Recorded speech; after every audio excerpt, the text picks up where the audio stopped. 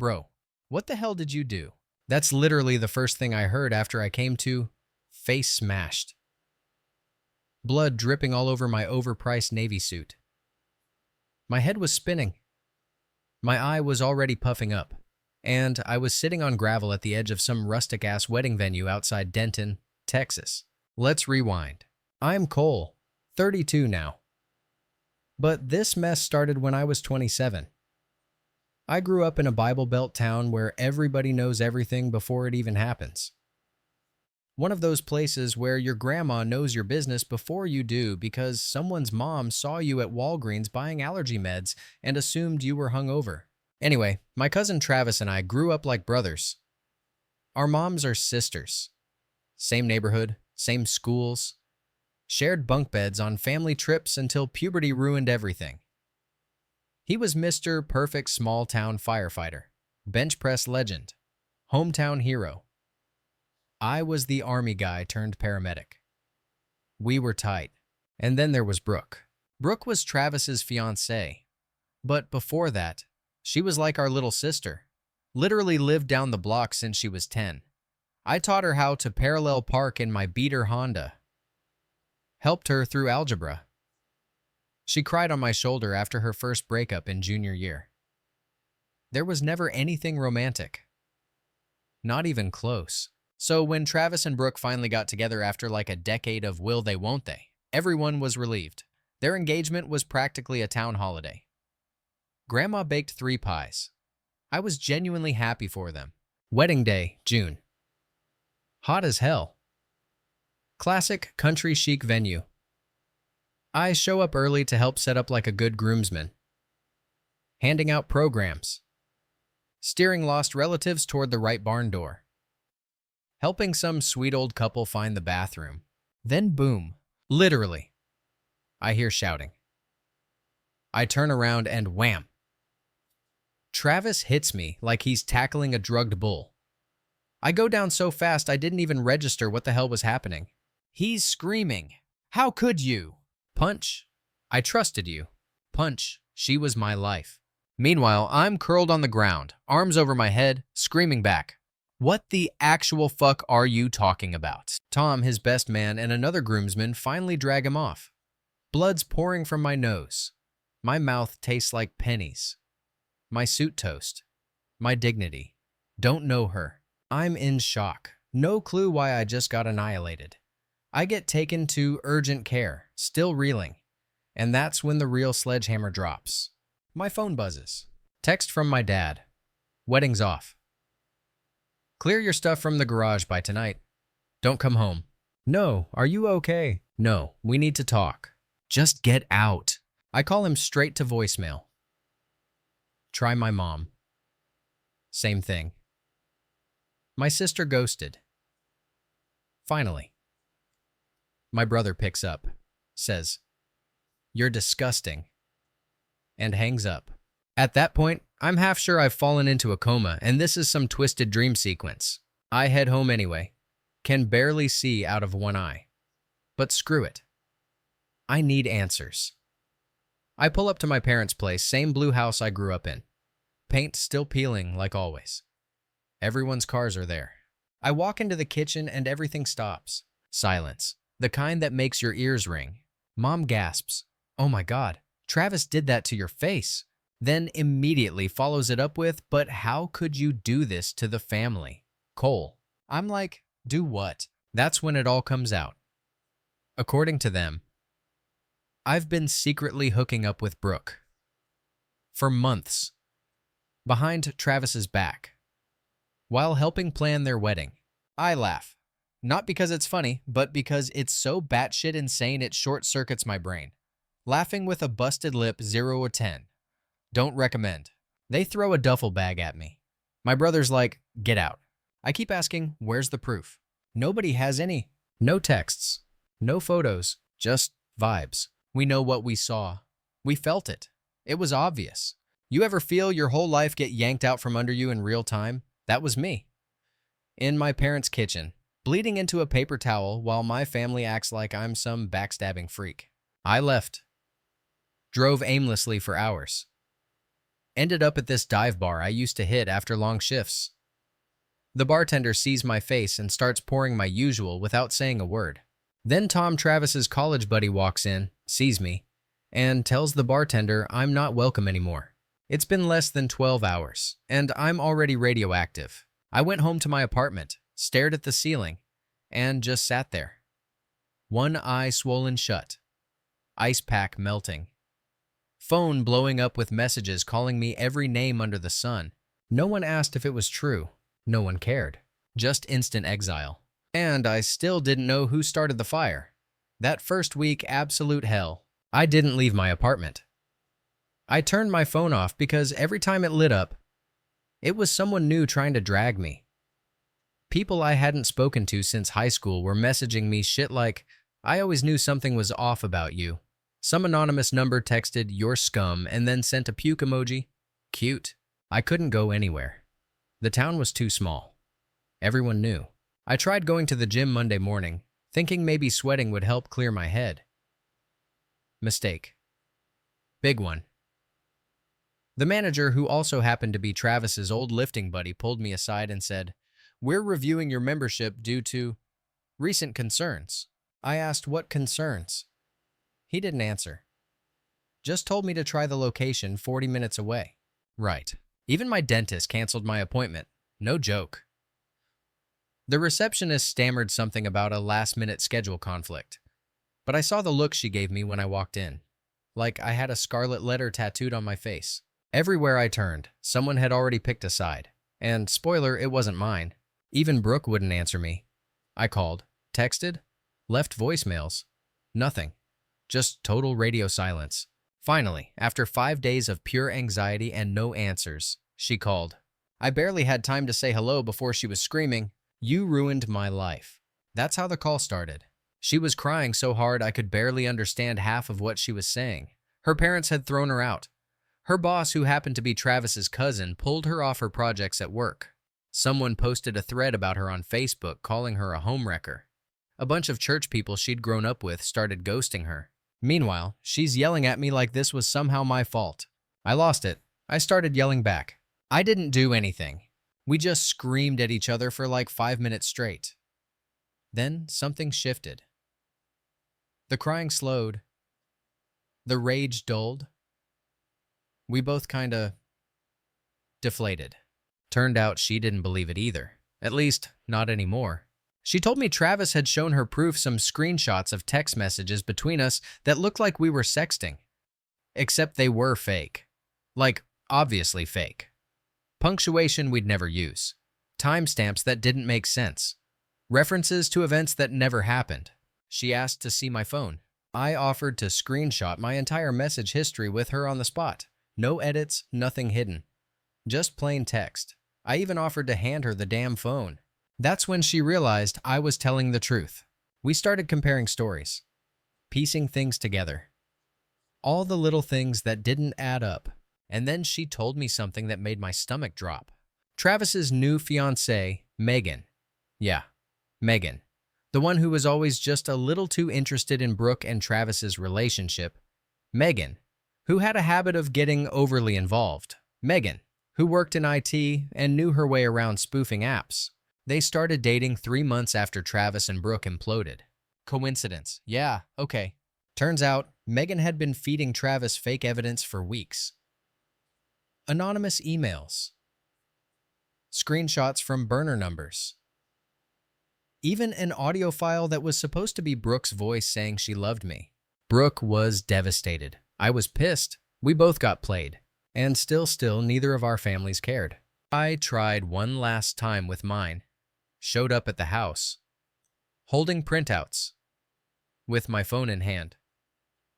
I sat down at the kitchen table and said, "Let me explain." My mom wouldn't look at me. My dad stood the whole time, arms crossed. My brother never even came downstairs. I went through everything, step by step. How Megan had likely faked everything. How Brooke had realized it was a setup. How neither of us had done a damn thing wrong. When I finished, my mom sighed and said, "But why would Megan lie?" Seriously, that was her takeaway. I stood up, said nothing, and walked out. That was the last time I saw them in person. 2 weeks later, I put in for a transfer at work.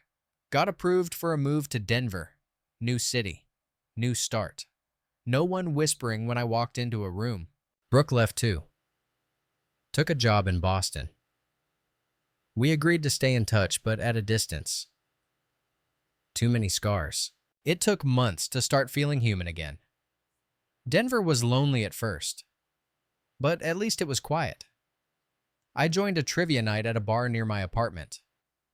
Made a few friends. Started going to the gym again. Slowly. Painfully. I rebuilt. Then, a year later, I met Sarah. Total fluke. I was at a BBQ hosted by someone from work, and she caught me talking to a dog like it was a person. She laughed. We started talking. She was smart, chill. Didn't do that fake polite thing a lot of Denver people did. Third date, I told her everything. All of it. Expected her to bolt. She didn't. She said, "Wow, that's insane. Want to grab ice cream?" And that was that. We didn't rush anything. Took our time. Built something real. She's the one who convinced me to start therapy. Said I needed to process all the crap I'd gone through. She wasn't wrong. Therapy helped. A lot. I stopped blaming myself. Stopped replaying every hug I'd ever given Brooke, wondering if it looked too close. Stopped checking my phone in fear every time it buzzed. I even started sleeping again. Then, about a year ago, I got a message. Blocked number, just one sentence. "We need to talk. Travis." At first, I ignored it. Then another came. Then another. Then one day, I got home and there was a note taped to my apartment door. "We need to talk. Please." No name, no number, just that. I panicked. Told Sarah. She changed all our locks the next day and installed a damn security camera. I thought it was over. Turns out, it was just getting started. Because guess who showed up on my doorstep 3 days later? Yup, Travis. Scruffy. Gaunt. Looked like he hadn't slept in a month. He asked if we could talk. I opened the door just enough to hear him, but left the chain on. He said Megan had confessed. She admitted everything during a fight. Said she'd done it because she was jealous. Felt like she couldn't compete with Brooke. And wanted to eliminate the competition, like it was some freaking reality TV game. Travis looked broken. Said he was sorry. Said he didn't know who he was back then. Said he believed her because he wanted to. I told him, I get it. You wanted to be the victim. It was easier than facing the truth. He didn't argue. He asked for Brooke's number. Said he wanted to apologize. I said no. Told him if Brooke wanted to hear from him, she'd reach out. He nodded. Said he understood. Then he left. That night, I sat with Sarah on the couch and just cried. Ugly, loud, full-body sobs. The kind you don't even know are in you until they pour out. Sarah didn't say a word, just held me. The next day, I texted Brooke. She laughed. Not because it was funny, because of course it was Megan. Of course. She said, "Tell him he can shove his apology. I'm good." I respected that. But the closure, it still hit different. That's when I realized something. I didn't need them to forgive me. I didn't even need them to believe me. I just needed to stop carrying their betrayal like it was mine. That was the moment I finally let go. Let them keep their church gossip and family reunions and holiday guilt texts. I had something better. I had peace. And I wasn't giving it up for anyone. The weirdest part, after that whole Travis doorstep moment, I expected the floodgates to open. And boy, did they. First, it was my mom. Texted me 3 days later. No hey or how are you. Just straight in with, "We heard what Megan did. I'm so sorry. Cole. We want to make this right. Please come home. Please. Come home." Home stopped being home the second they threw my childhood photos into garbage bags and left them in the garage like expired dog food. Then my sister chimed in. Sent me pictures of her kids with captions like, "They miss their uncle. Oh, now you remember I exist." Where was that energy when y'all ghosted me for 5 years? When you blocked me on every platform and told your church group I was a disgrace? It kept going. My dad emailed me. A freaking email. Full of Bible quotes about forgiveness and family. Said he wanted to rebuild what we lost. Screw that. You don't get to nuke the bridge, dance on the ashes, and then ask me to help you rebuild it. The only reason they even cared now was because the truth finally came out, not because they trusted me. Not because they ever asked. Hey, Cole, are you okay? It was damage control. They were embarrassed. Turns out Megan went full scorched earth on her way out of the marriage. She admitted it all to Travis, his parents, even her old pastor. Not because she felt bad. Nah, she just wanted to hurt him once she knew the marriage was done. Apparently, she dropped the bomb during a fight and then walked out with his Xbox and the dog. Real classy. Word spread fast. Travis tried to get ahead of it. Started showing up at places accidentally. Trying to bump into people and tell his side. Said he was tricked and blinded by love. Please. He was blinded by his own ego and the fact that he always needed someone to worship him. The second someone handed him a convenient villain, he took it. No questions asked. And now everyone was crawling out of the woodwork with their "we're so sorry" and "we feel awful" and "we just didn't know." You did know.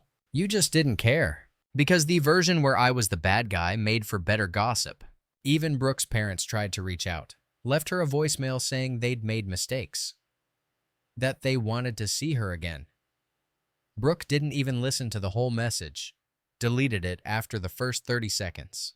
She told me they showed me who they were. I believe them. Amen to that. Meanwhile, life in Denver was actually good. Sarah and I were solid. I had a job I liked. Real friends. And a Sunday morning that didn't involve being fake nice at a church potluck with people who talked crap behind your back the second you went for more potato salad. We even started taking cooking classes together. Sarah's way of de-stressing. Mine too, honestly. There's something about chopping onions and not crying that feels like healing. Then one night, this was maybe 6 months after Travis showed up, Sarah and I were walking home from trivia night. I'd just crushed around about 90s sitcoms, don't judge me. And we were laughing about how terrible I was at geography. When she suddenly stopped, she turned to me and said, "You know what I admire most about you?" I said, "My extensive knowledge of Boy Meets World." She smiled. "Nah, the fact that you didn't let them break you." That hit different. Because there were days, long, messy, silent days where I felt like they had broken me. Where I questioned every friendship I had. Where I couldn't trust a kind word or a hug. Where I kept waiting for someone else to turn on me, but somehow, through therapy, through time, through just living, I'd made it out. Scarred, yeah, but stronger. 1 week later, I got an invite. Family reunion. Big Facebook group message. Everyone tagged. Even me. The message, "We'd love for everyone to come together again." It's been too long. I stared at it for a good 5 minutes before I laughed so hard I nearly dropped my phone. Deleted the message. Blocked the sender. Nope. I don't need a picnic and matching t-shirts to feel whole again. Brooke called me a few days later, just to check in. We still talk sometimes. Not often. Just enough. She said, "Did you hear about the reunion?" I told her I did. "You going?" I said, "Not even if Jesus himself RSVP'd." She laughed, that old Brooke laugh, and said, "Good. Screw 'em." And that was that. But just when I thought the drama was over, life said, "Hold my beer." Sarah and I were at this park near our apartment one Saturday. She was sketching trees. I was reading some crime novel, yeah. Still addicted to that genre. And out of nowhere, this kid, maybe 12 max, walks up to me. "Are you Cole?" I looked up. Yeah. He hands me an envelope and runs off. Inside a photo, me, Travis, and Brooke, age 17, arms around each other at some county fair. On the back, one sentence. "You earned more than they ever gave." No name, no signature, just that. I sat there holding it. And, for a second, everything stopped. All the pain, the rage, the years of exile. And I felt free. I wasn't just surviving anymore. I was living on my terms. I tucked the photo into my book and looked over at Sarah, who was shading in some tree like it owed her money. And I thought, damn, this is what peace looks like. Not a return to what was, but a life that's better because I chose it. No family drama, no fake apologies, no tiptoeing around fragile egos. Just love.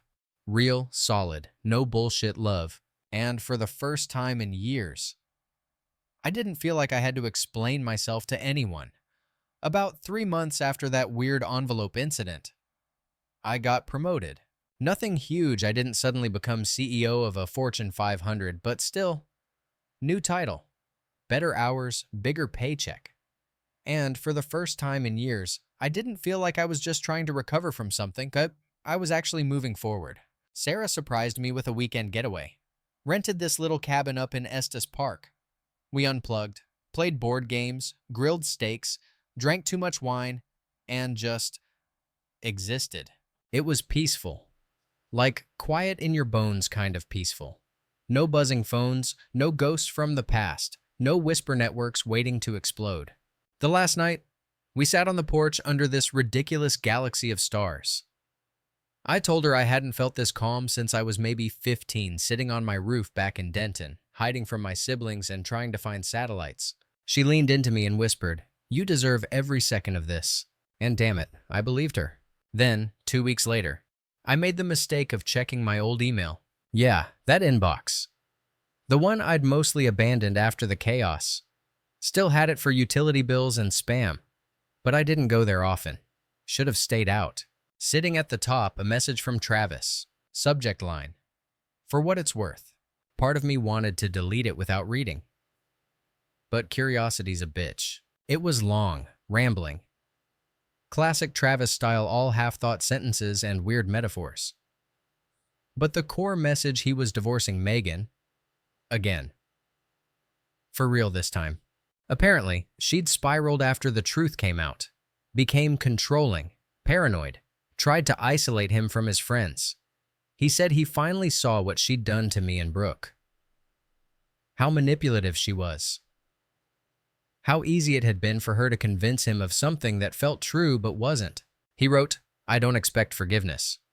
I just want you to know I see it now." I didn't reply.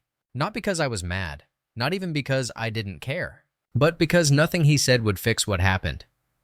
Some bridges stay burned. Some apologies come 5 years and 100 therapy sessions too late. I forwarded the email to Brooke with the caption, "Your boy finally grew half a brain." She responded, "Half is generous." We didn't really talk after that. Just the occasional meme or sarcastic birthday message. But it was enough. I wasn't angry anymore. Just done. What pissed me off more was the next email I got from my mom. Yup, she saw the reunion wasn't happening because nobody wanted to show their faces. So she pivoted. Let's do a family dinner. Just us. Start small. Heal. Heal. Lady, you ghosted me harder than Casper after Megan's lies came out. You helped pack my things in silence. You watched me bleed and didn't even ask why. What exactly are we healing your guilt? I didn't reply to her either. Sarah saw the email and said, she doesn't want closure. She wants to feel better about herself. And again, nailed it. Here's the thing no one tells you about being betrayed by the people who are supposed to love you. The betrayal never fully fades. It just gets quieter. Like background static you learn to live with. Doesn't ruin your day anymore. But it's there. Waiting. Whispering. So I did what I'd learned to do. I moved forward. We got a dog, an absurdly fluffy golden retriever named Taco. Because, obviously, started volunteering again. Running local EMT trainings. Mentoring a few kids from the local community center. It felt good to give back without needing anything in return. Sarah and I even started talking about buying a house. Big step. I know. One night, we were sitting on the floor with wine, arguing over backsplash tiles. And I looked at her messy bun, pizza sauce on her cheek, eyes locked on Pinterest, and I thought, holy shit, this is my life. Not the disaster from 5 years ago, not the exile, not the rage. This, her, us. Then she got a text from Brooke.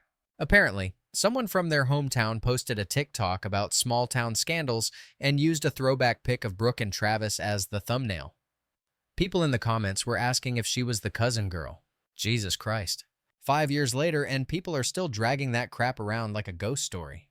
Brooke asked if we'd seen it. We hadn't, but she was pissed. She said, I've rebuilt everything. I have a fiancé, a new job, a new city. Why can't they let it die? Sarah replied for both of us because they don't have anything else to talk about. And she was right. People like that, they feed on drama. Gossip is their currency. And when your life is boring, you keep recycling someone else's worst day to feel important. That night, Brooke and I had our first real talk in years. Like, unfiltered. No sarcasm. No jokes. She told me about her new guy Chris, a software engineer who was sweet but useless with IKEA furniture. I told her about Sarah, about Taco, about how I'd started meditating, of all things. We ended up on the phone for over 2 hours. At the end, she said, I still get mad sometimes. At them. At me. At you. I said, same. Then she laughed. But I'm happy. Finally. And I believed her. After that call, I sat on the porch and just breathed. It was quiet, cold, honest. And for once, it didn't hurt. The following month, I did something I hadn't done in years. I unblocked my mom's number. Not because I wanted to reconnect. I just needed to hear her voice. One last time. I guess I wanted to know if she'd changed or if she was still the same woman who chose to believe gossip over her own son. I sent a text first. You said you wanted to talk. Here's your shot. Don't blow it. She called within 5 minutes. No, hi. No, are you okay? Just, I've prayed for this day. Off to a strong start. I told her straight up, this isn't a reunion. It's a one-time conversation. You talk. I listen. And maybe I talk back. She started with the usual tears. Apologies. We didn't know what to believe. Travis was so sure. Megan manipulated everyone. I let her talk. Then she hit me with, but don't you think maybe you should have tried harder to clear your name? And I lost it. Are you serious right now? I could feel the anger crawling back up my spine like it never left. You all left me to rot. Didn't ask. Didn't check. Just decided I was guilty and threw me away. And you think I should have done more? She went quiet, then said, I know we failed you. And for once, I actually believed she meant it. She told me things I didn't expect, how she hadn't been sleeping, how guilt had eaten her alive, how every time she saw an old photo of us, she felt like the world's worst mother. I told her the truth, that I still loved her, but I didn't trust her, not anymore, that the damage was done. That forgiveness isn't a light switch you flip when you're ready to feel better. She said she understood, that she just wanted to start something. Anything. I told her to send me a photo of the garage, that damn garage. The one where they dumped my memories like garbage. She did. It was empty. Totally cleared out. New paint on the walls. Fresh shelves. A reset. It was symbolic, I guess. But it still didn't undo the years of silence. I told her maybe someday I'd visit. But not soon. She thanked me for listening. Told me she loved me. I ended the call before I could cry. Sarah was sitting on the couch with Taco, just watching. She didn't say anything, just opened her arms, and I sank into them. You did it, she whispered. Did what? Face the thing you've been dragging behind you for years. She wasn't wrong. I felt lighter, not fixed, but freer. That weekend, we went ring shopping. Yeah, I know, big shift, but it felt right. I didn't want to wait for the perfect time anymore. Life doesn't hand those out. You make the time. You make the moment. Sarah had no idea. She thought we were just going to a food truck festival. Instead, I took her to this little hiking trail we both loved. Nothing fancy, just a place we'd gone on our second date and ended up talking for hours under a tree. Halfway up the trail, I faked needing to tie my shoe. Pulled the ring box out of my backpack. She turned around to say something and froze. I didn't do the whole speech. I just said, you make my life better every single day. Want to keep doing that forever? She started crying before I even finished. Said yes so fast she almost knocked me over hugging me. Best damn day of my life. After that, everything felt different. Like I'd finally crossed the finish line after the longest, most brutal race imaginable. And then, because of course the universe can't let you breathe for too long, I got a Facebook message from Tom. Remember him, Travis's best man. One of the guys who stood there while I got punched in the face and said nothing. He said, hey, I know I should have said something back then. I was a coward. I froze. I'm sorry. Honestly, it felt hollow. Too late. Too weak. But at least it was something. I replied, thanks. Hope you've grown since then. He left it on read. No follow-up. No excuses. Just silence. Good. The next bomb dropped a week later. Katie, a mutual friend from way back, sent me a screenshot. A Reddit post. Someone from Denton had posted in a revenge subreddit, yep, that subreddit detailing everything that happened. Names changed, obviously, but it was our story. Every beat. The wedding fight. The exile. The fake affair. The whole damn mess. It ended with, he's happy now, but damn, did his family fuck up? The comments. Hundreds of people saying how awful the family was. How proud they were of the cousin. How satisfying it was to read that he got away and built something better. I scrolled through for an hour, heart pounding, eyes stinging. It was weird, because it was like finally being seen, heard, believed. By strangers, sure, but still. It meant something. Brooke saw it too. Texted me Reddit finally avenged us. We laughed. Then didn't speak for another few weeks. We're good like that. No pressure. Sarah, though, she cried reading it. People get it, she said. They finally understand what you went through. It didn't change the past. Didn't unpunch my face. Didn't undump my photos in a box next to old Christmas lights. But it helped. The world saw the truth, even if it took 5 damn years. And that was enough.